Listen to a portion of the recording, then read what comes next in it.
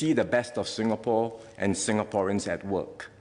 We've had young people from the Youth Corps conducting door-to-door visits to share personal hygiene and safety tips with the elderly. We have had many volunteer groups like the Singapore Red Cross stepping up their befriending calls to many isolated seniors.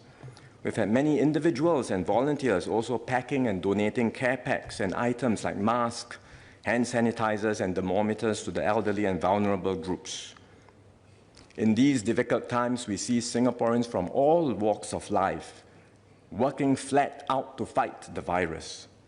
We have our healthcare workers on the front line making many sacrifices and working tirelessly to care for patients.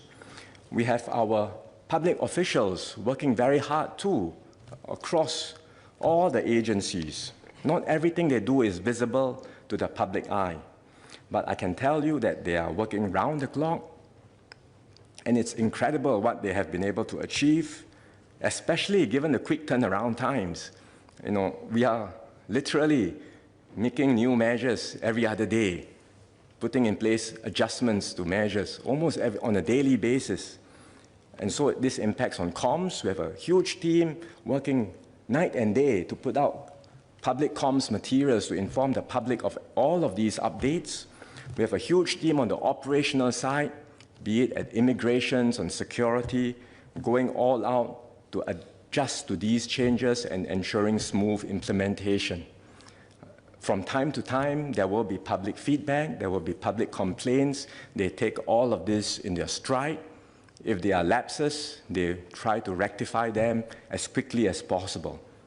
And I hope the public will cooperate too. We welcome feedback, but you can do your part by ensuring the accuracy of your feedback so that the agencies do not have to waste time and resources to check for each and every information.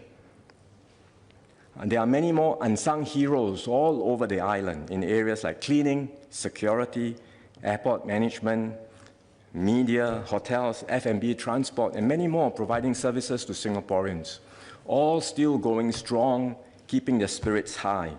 And there are many Singaporeans who have stepped up in their own ways, looking after one another and caring for our fellow Singaporeans. Words are not sufficient to express our appreciation for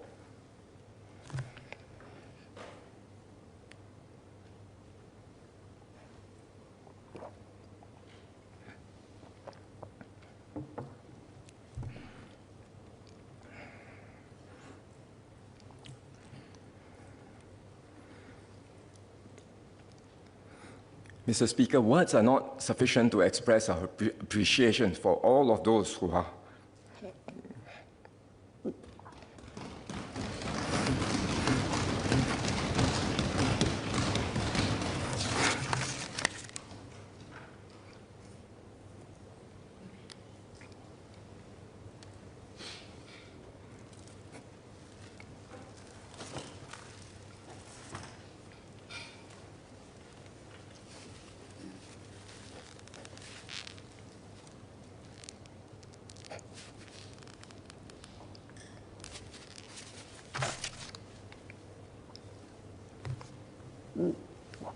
Excuse me.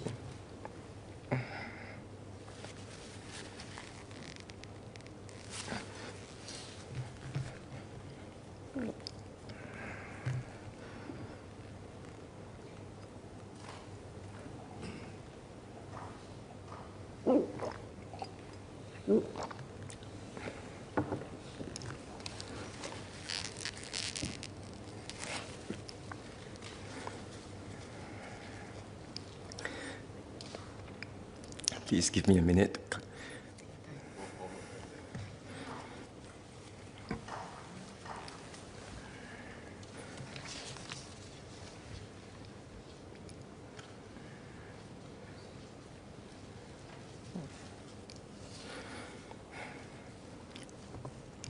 Let me just rephrase that, repeat what I said just now.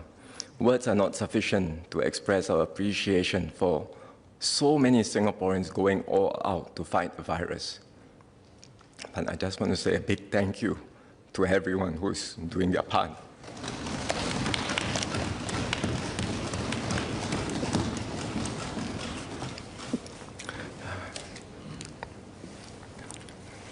We recognize that there is growing uncertainty, anxiety, and fear among Singaporeans. People are asking many questions.